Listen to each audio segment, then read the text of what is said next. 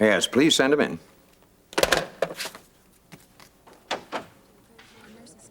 Ben, I'm so glad you could drop by on such short notice. Well, I'm assuming this won't take too long. Lori's waiting for me down in the cafeteria. Well, we can bring her in. No, that's all right.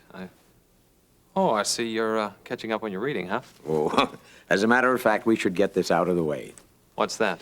Well, my 12-year-old nephew, Joey, practices his surgical skills by removing seeds from watermelons with a scalpel. He's just elected you his latest hero.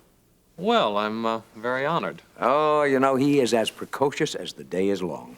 Just last Easter, he was asking me about the increase in outpatient surgery as related to soaring medical costs. Well, it's nothing you can't handle, I'm sure. You know, I had to swallow some pride to tell him that I'd get you to autograph this. The appetizer for the meal now set before me. Excuse me? Ben, the time has come for me to reevaluate decisions, to reconsider priorities. You know, it's a very painful thing, Ben, but I know that you're enough of a gentleman not to make it any harder than it need be. Why did you call me, Lester? To discuss your future at Kingsley General.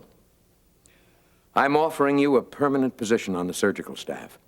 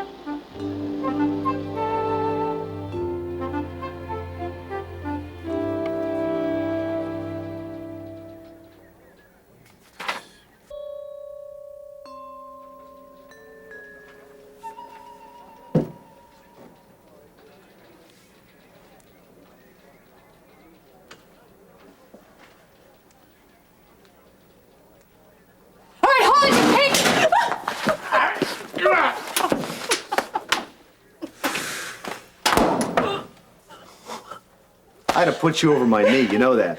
But you won't, because you're my brother, not my father. So help me, if you ever do that again, I'm gonna lock you up in the slammer with the rest of the criminals. Stop it. Sorry. How you doing? Okay. Okay, give me a hug. On this one's from Mom. Okay. Go sit down. You want some coffee? Nah. So, how is Mom? Florida's treating her very well. Oh, yeah? No more allergies? No. Nice tan. Canasta every Thursday.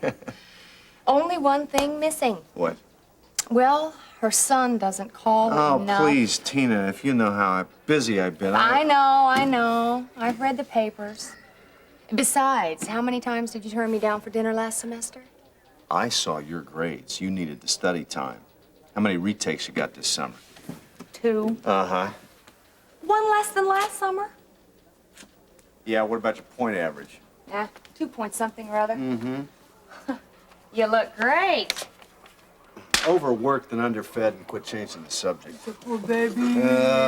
Listen, tonight I will make roast beef, fresh asparagus, Tina, cornbread. That's not why I called you in here. Come on. Come on, what? Hey, let's go, you know. I'm curling 55 pounds now. You never stop, do you? If I win, I don't have to hear your 14th lecture on academic dedication. That's not why I called you in here either. Go. So, what is it this time?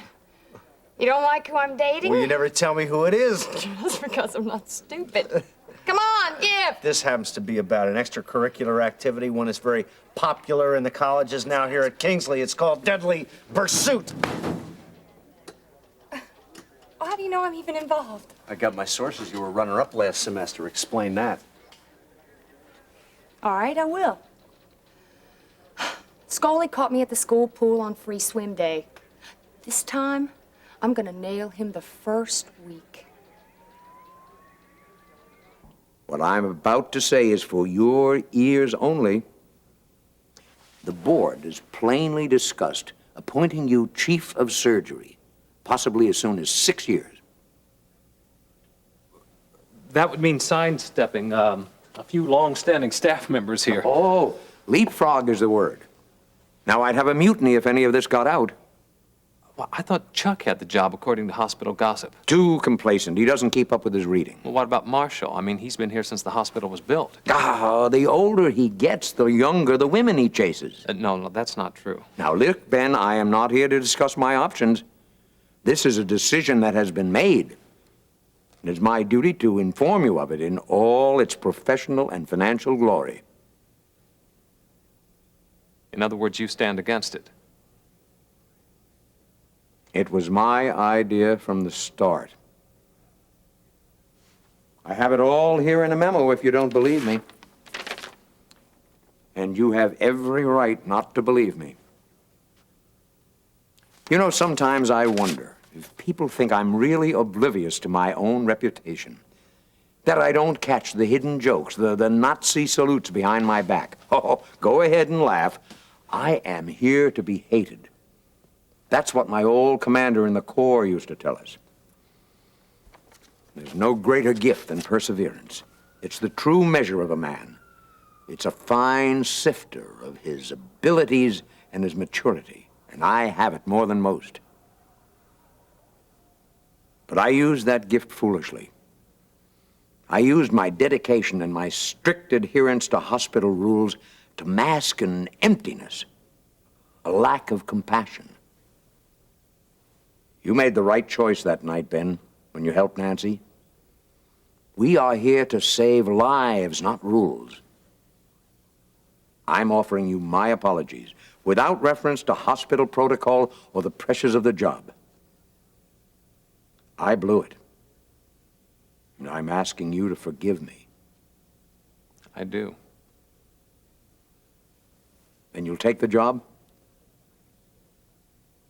What do you mean Scully caught you at the school pool?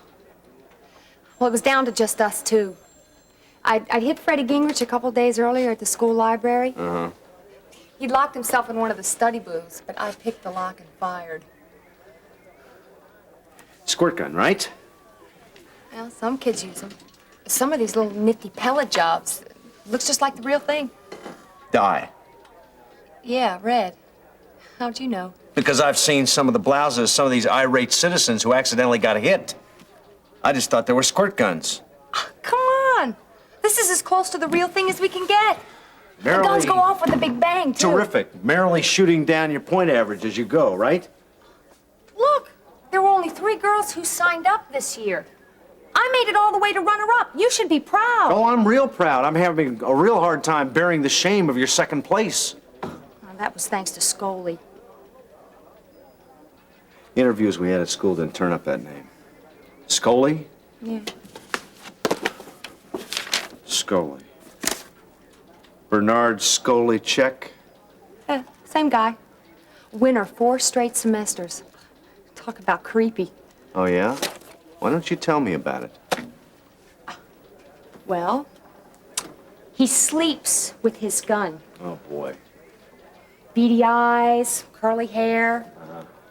His biggest accomplishment in life is that he's memorized every James Bond script ever written. Come on, it's not funny. He sits behind me in cost accounting. Yeah. Last week, he spent the whole class humming the theme from the short sequence in Thunderball. Ugh. Oh, well, he's creepy, but harmless. Just like the game. Totally harmless. Tina, let me tell you something. You see, there are normal people in this world, like most of the people that live in Kingsley. And when these people are sitting in a public place minding their own business and a bunch of college kids come in with a bunch of loud guns shooting them off with blood spattered all over their clothes, screaming noble death scenes. These normal people have a real hard time finding the fun in all this. You're saying you don't trust me? I haven't trusted you since you tacked that kick me hard sign on the back of my uniform the day I was sworn in. Come on, I was only 9 at the time. What I am saying is that we are officially asking the college to shut down this game, and we're going to do everything we can to help them do it. Now, when the kids start being brought in here on public nuisance charges, I don't want to see any familiar business majors in a lineup, you understand? Look, all my pals have gone this summer. Mm-hmm. I only have one friend left. She got married. Oh, there. See, that's not a bad idea. At least it keep you out of trouble. Well, it doesn't for her. Oh, yeah? Who's that? Courtney Carpenter Sumner. Lester, I can't take the job. What? It's a matter of timing. I accepted another position last night. But it's not too late to change your mind. Oh, but it is. Now, who could possibly be offering you anything to match this offer? Don't tell me it's the clinic, because I have my sources, and I know you're not happy there. Let's just say it's a personal decision for private reasons. Well, now, I think I have the right to know. I've done battle for you, Ben Martin. I've persuaded some very influential people on And your I behalf. appreciate that, Lester. You have a funny way of showing it. Now, where are you going? You know I'll find out sooner or later. The Bedford Institute. You are bypassing a one-way ticket to chief of surgery in order to tuck chins at a fat farm? It isn't a fat farm. Ben, this is senseless. No, from where I stand, it makes very good sense. What is it? Part ownership deal? No, nothing like that. Ben, I'm aware of the good work that plastic surgeons do. But Bedford Institute is hardly the cutting edge of medical frontiers. They're very well equipped in other areas, GYN, ENT, and general surgery, of which I'll be a part of their team. But with our ties to research schools and the give and take with the best in the fields, why, we've advanced the whole cause of medicine. What am I telling you this for? This is the fact that brought you here in the first place. That's true. But you see, I'm looking for a more well-rounded view, a new dimension to my career. The Bedford Institute offers me that. You've changed. So have you. Both of us for the better.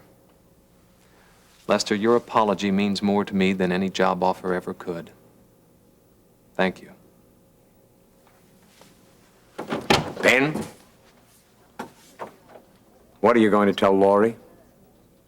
Will she agree with your decision?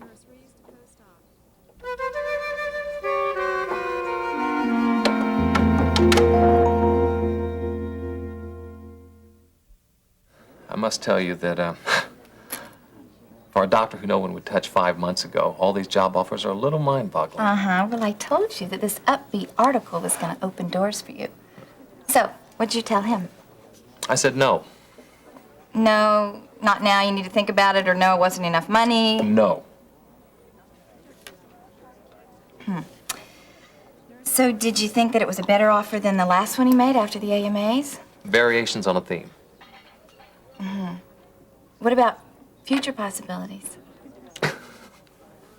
Suddenly I have this image of you standing at Lester's door with a glass to your ear. Come on, Ben. Come on, what did he say? Just tell me. Laurie, don't make me go through it all again.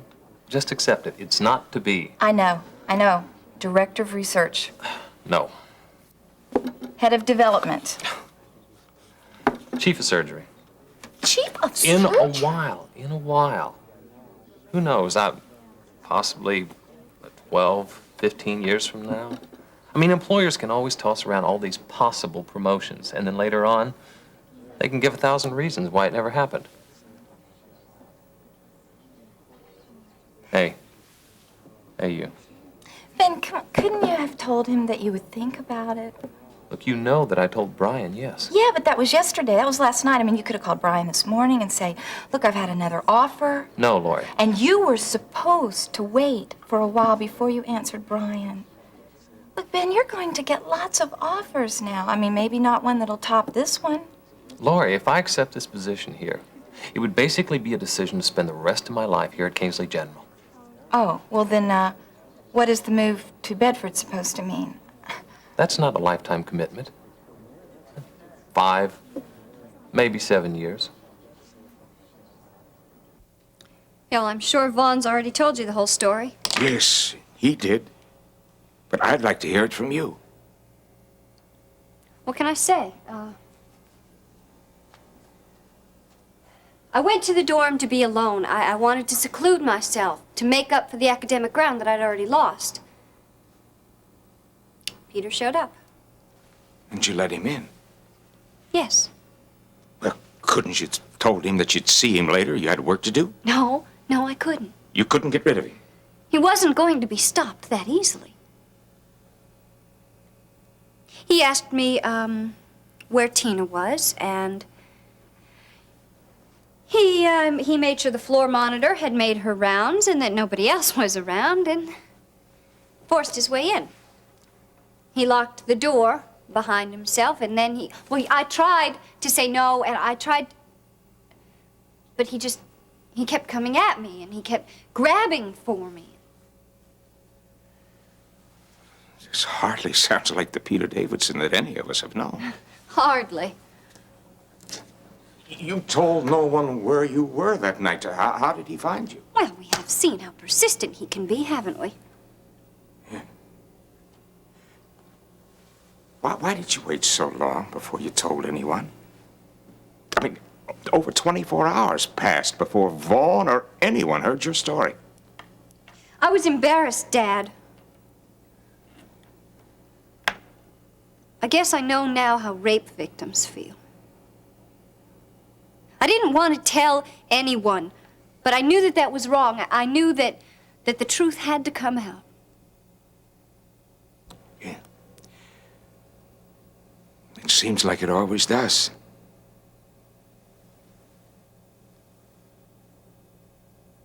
Lori, I do have some goals that Kingsley General will not help me reach. Now, honey, you've got to look beneath the surface.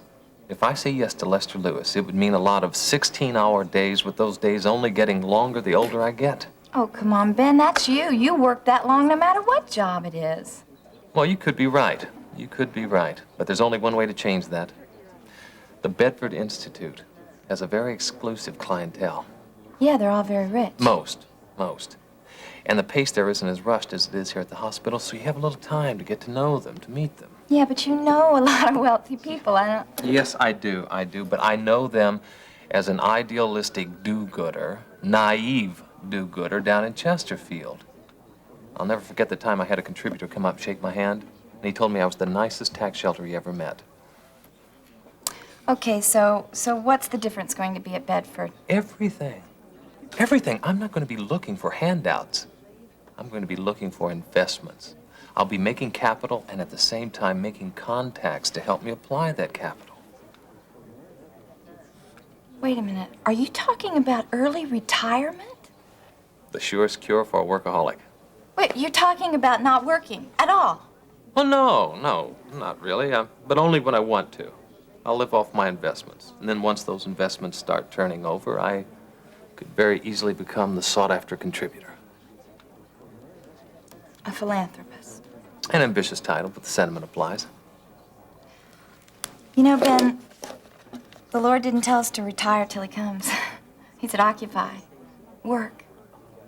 Well, he also said to plant seeds, to invest your talent so you can reap your own harvest. Isn't that the work ethic? Yeah, but the work ethic doesn't mean that you're supposed to work until you no longer have to work at all.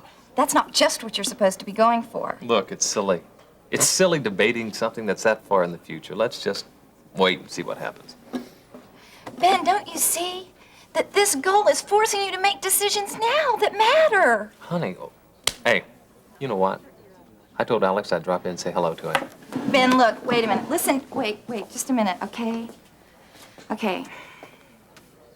I'm not gonna fight you on this every step of the way. It's your decision, and I'm gonna stand by it. I love you. Well, this is a happy sight. Hi, Mom. Hi. Hey, keep her company. I'll be right back a little later. What's the matter? You're not gonna believe what's happened.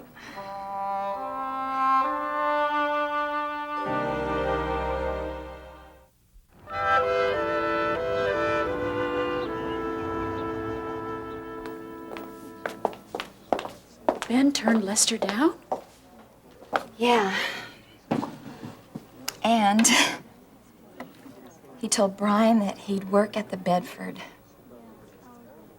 Lori, I think you should tell Ben to hold off on the decision. It's as if he can't face the idea that this might be the place where he belongs. No!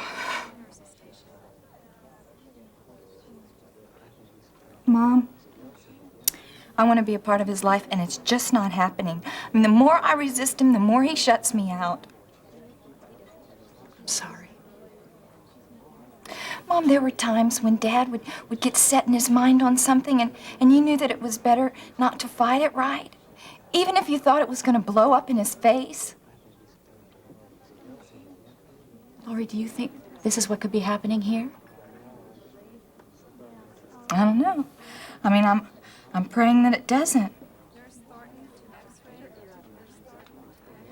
But I'll be there if